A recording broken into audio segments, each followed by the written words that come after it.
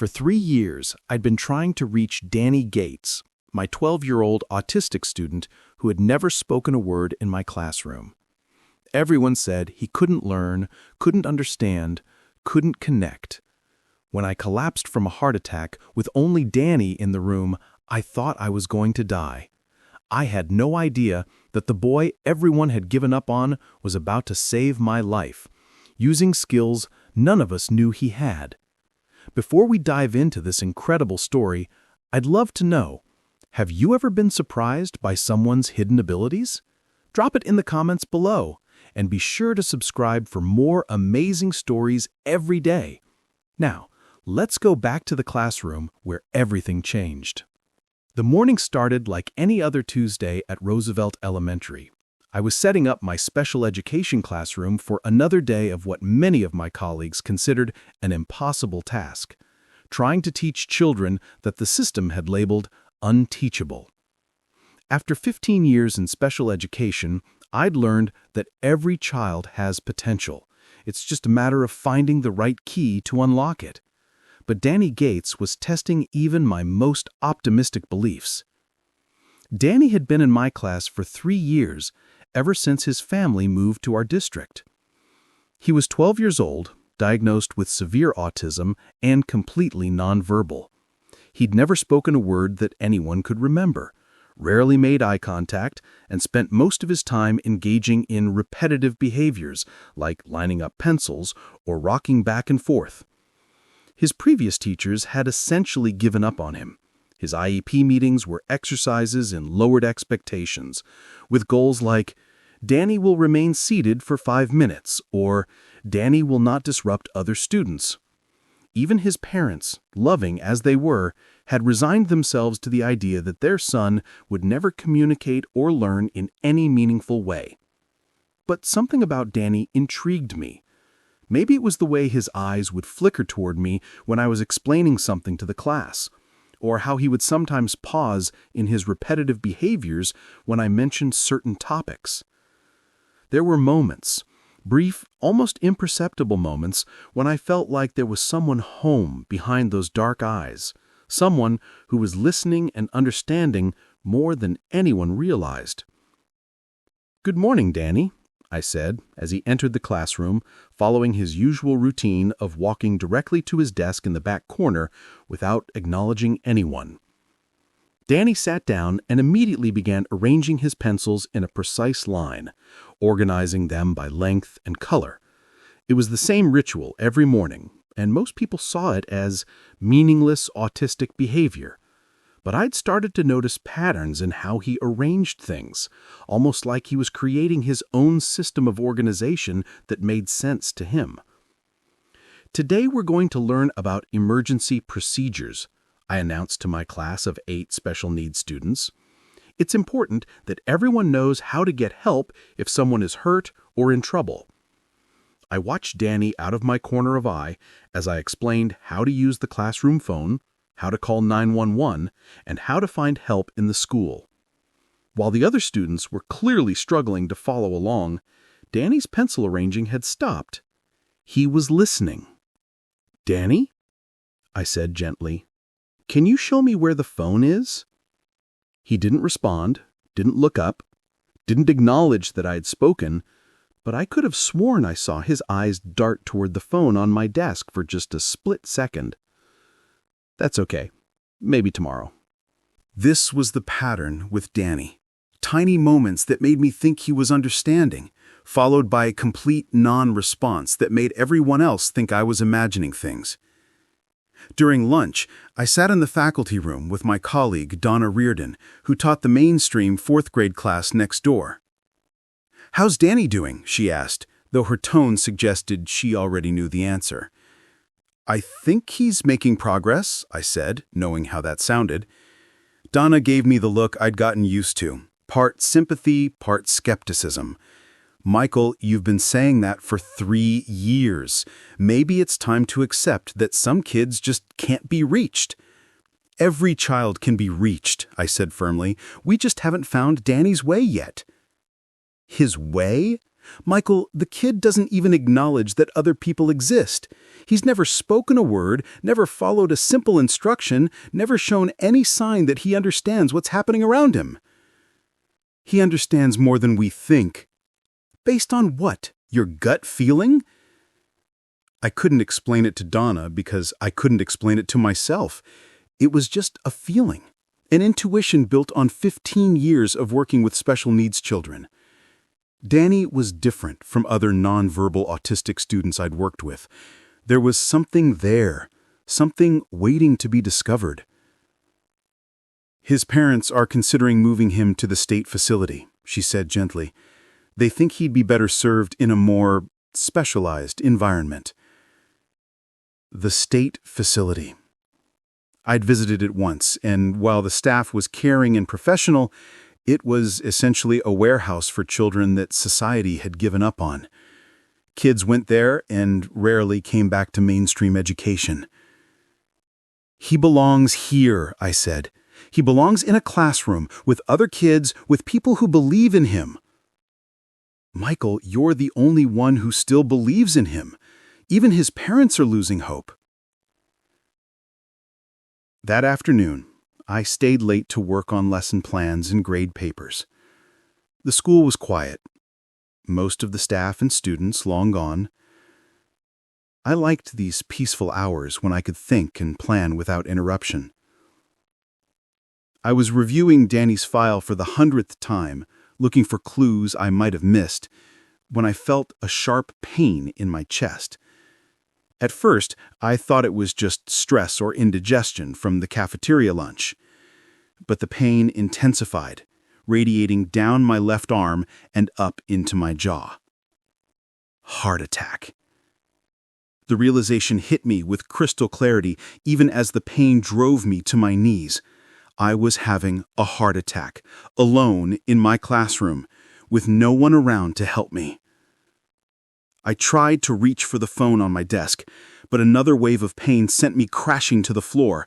My vision was starting to blur, and I could feel my heart racing irregularly in my chest. I needed help, and I needed it now.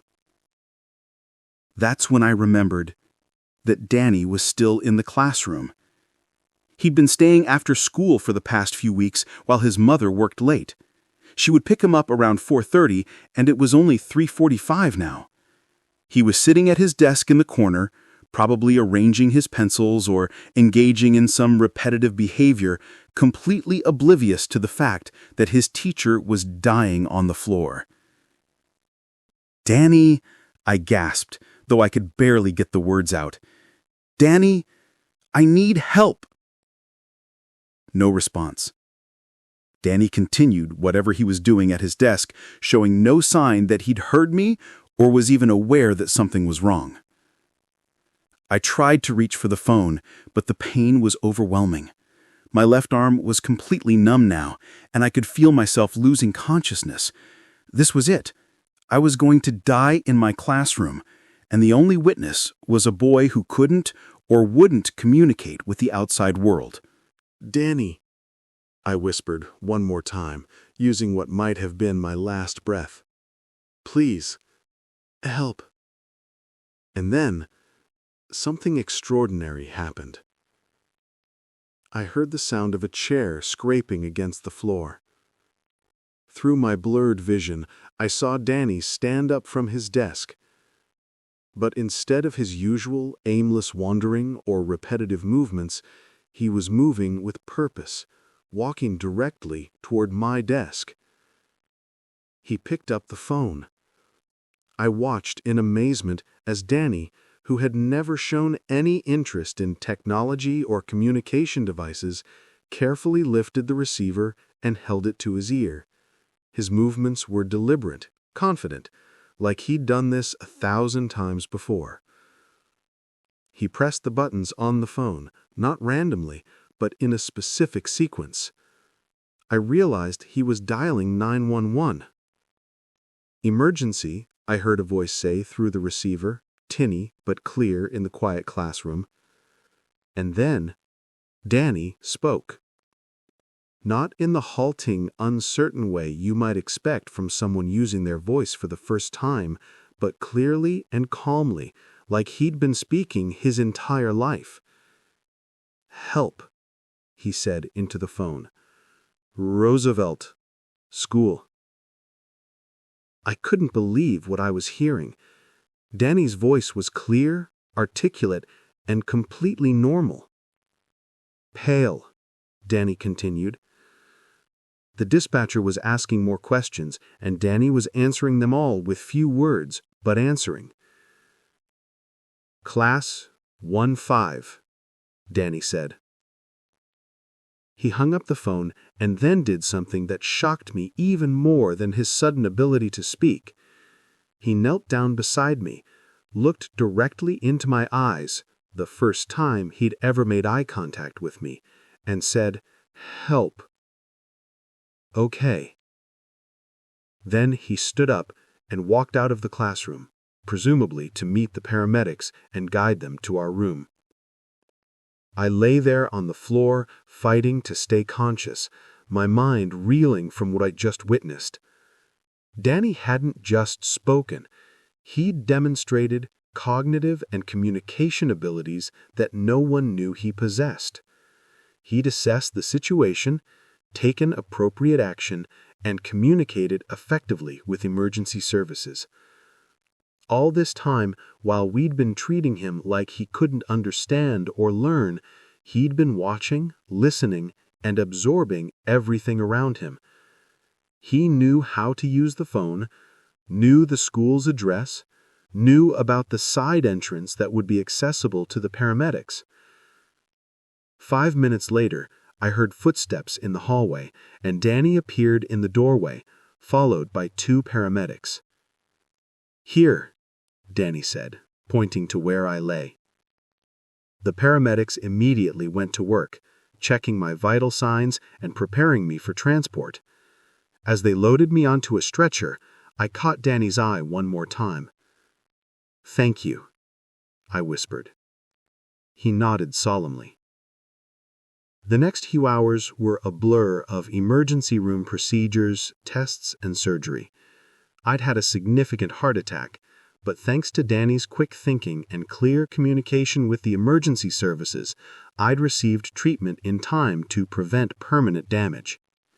When I woke up in the hospital the next morning, my principal, Dr. Florence Williams, was sitting beside my bed. "How are you feeling, Michael?" she asked. "Like I got hit by a truck," I said honestly, but grateful to be alive. "Is Danny okay? Did his mother pick him up?" Dr. Williams smiled. "Danny is fine. And Michael, we need to talk about what happened yesterday." "What do you mean?" "I mean that Danny Gates, the boy we've all been treating as severely cognitively impaired, not only saved your life, but demonstrated cognitive and communication abilities that none of us knew he had." She pulled out her phone and showed me a video. The paramedics were so impressed with Danny's handling of the emergency that they asked him to demonstrate how he'd called 911. We recorded it. I watched in amazement as Danny calmly and clearly explained his thought process. He described how he'd been aware of my distress, how he'd remembered the emergency procedures I'd taught in class, and how he'd decided that calling for help was the appropriate response. "But that's not all," Dr. Williams continued. "After you were taken to the hospital, Danny stayed with me in the office while we waited for his mother. He answered every question I asked him, demonstrated reading and math skills far above grade level, and showed understanding of complex concepts that we never knew he'd absorbed.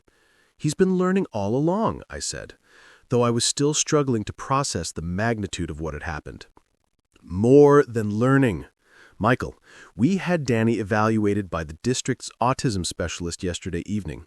Her preliminary assessment is that Danny has been masking, deliberately hiding his abilities because of anxiety, sensory overload, or other factors we don't fully understand yet." Masking. I'd heard of it, but had never encountered it to this degree. Some autistic individuals, particularly those with high intelligence, learned to camouflage their differences by suppressing their natural behaviors and responses. In Danny's case, it seemed he'd been so overwhelmed by the social and sensory demands of the classroom that he'd essentially shut down, hiding his true capabilities behind a wall of silence. "What happens now?" I asked. "Now, we completely reevaluate Danny's educational plan. We're going to provide him with alternative communication methods, sensory supports, and an academic program that matches his actual abilities rather than our assumptions about his limitations." And his parents? Are in shock but thrilled. They're meeting with the autism specialist today to learn about communication devices and strategies that might help Danny feel more comfortable expressing himself.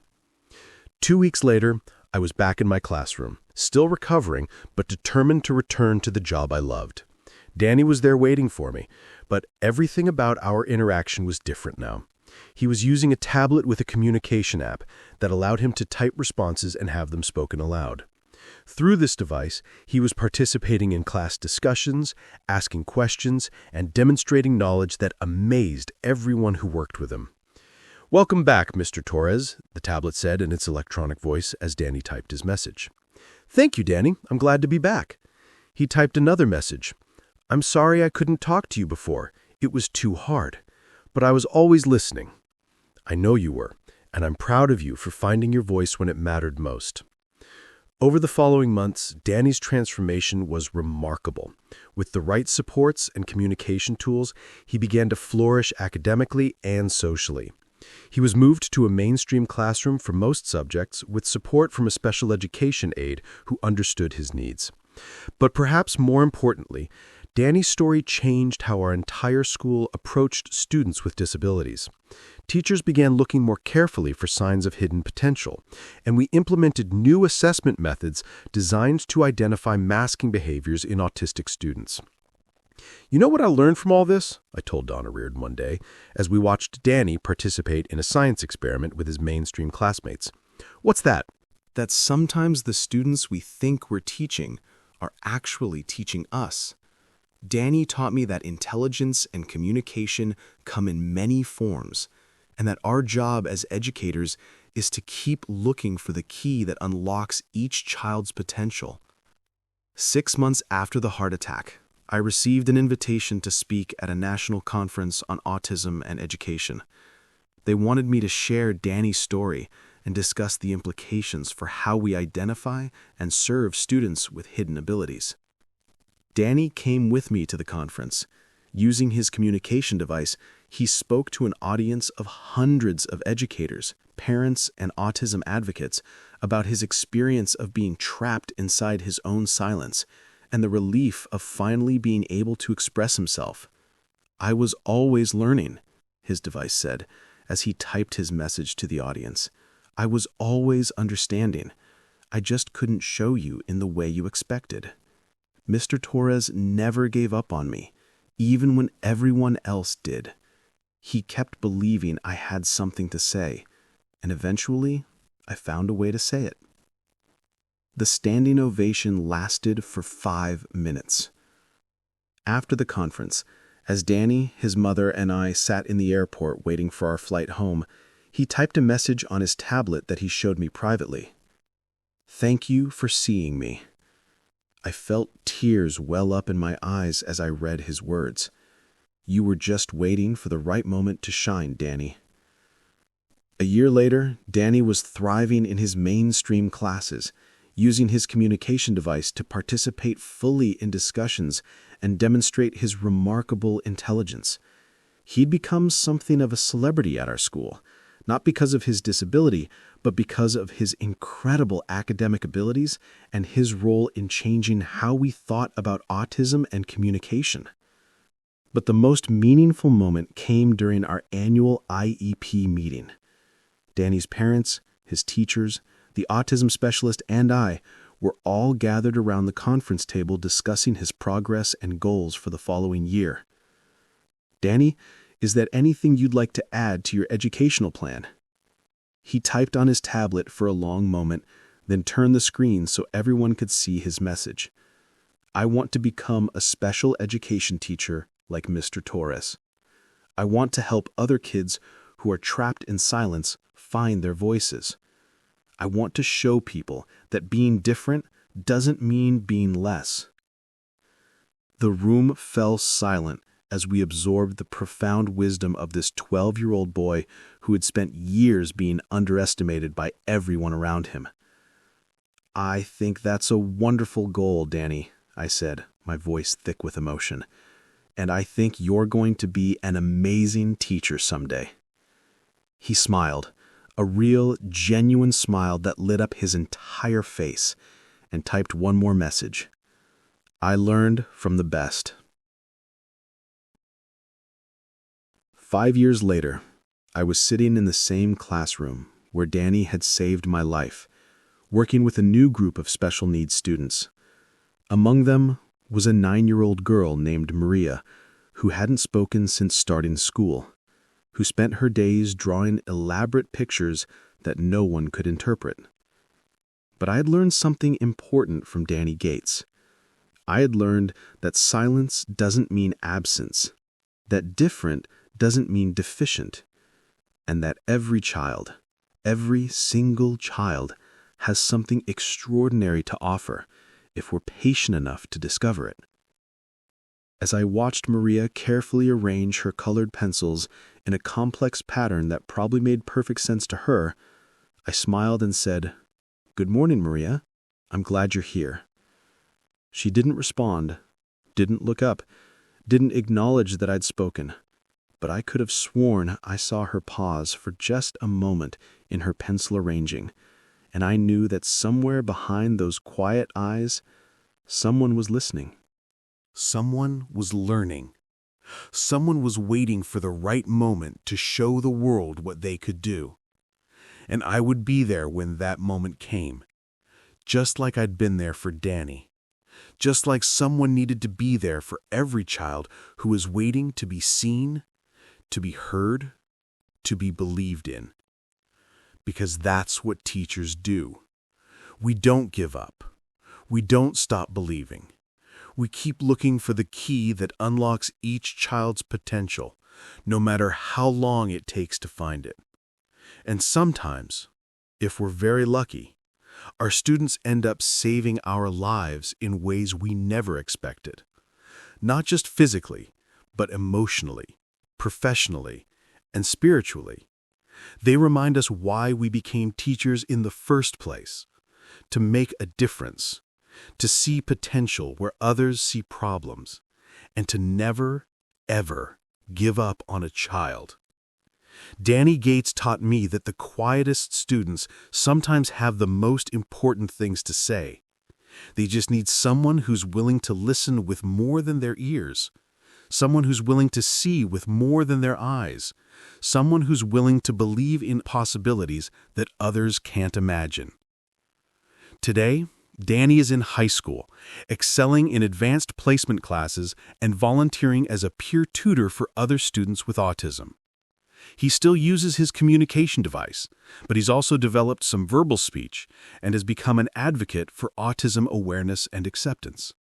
He stops by my classroom sometimes just to check in and see how my current students are doing.